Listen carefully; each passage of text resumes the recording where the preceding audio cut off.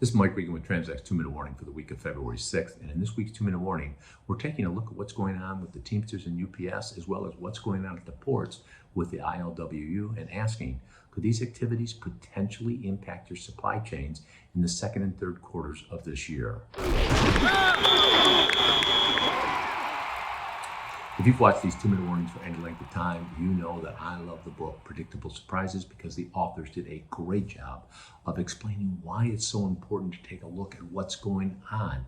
If you do that, you will not be surprised by events which, in hindsight, were entirely predictable. Now, with that thought in mind, it's important for shippers to understand what's going on with the Teamsters and UPS. For a couple months now, UPS has been reassuring customers that they expect to reach a settlement and the parties will come together prior to the expiration of their contract, which occurs at the end of July.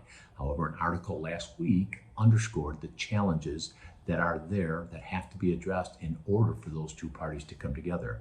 It's no secret that the new president of the Teamsters has made it known that they are going to seek significantly higher wages because they were unhappy with what happened in 2018. And they've noted that UPS has made a whole bunch more money while the associates haven't necessarily shared in that prosperity. They've also got some other important issues on the table. For example, they'd like to see the trucks at UPS air conditioned. May not seem like an unreasonable request, but folks, there are approximately 500,000 trucks in the UPS network.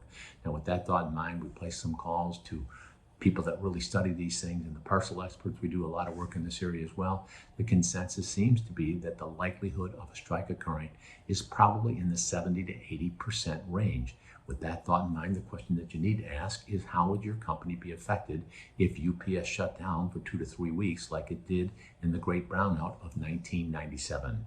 The second thing you need to look at is what's going on at the ports. As we've covered in these 2-minute warnings, the contract between the Pacific Maritime Association and the ILWU expired in July of last year. Now, the ILWU has been working in good faith, and the ports have still been running, and shippers have not seen, the impact of some of these parcel disruptions because the demand in the containers has just dropped off the edge of the earth there, and the ports are operating, and you're still getting your containers. However, there was another article that highlighted that the locals within the ILWU are starting to be more militant about the need to get this contract resolved. And to that end, they may be taking some local actions which could result in higher cost and some potential port disruptions. Now, that's why you need to be asking yourself the question, how would this affect us?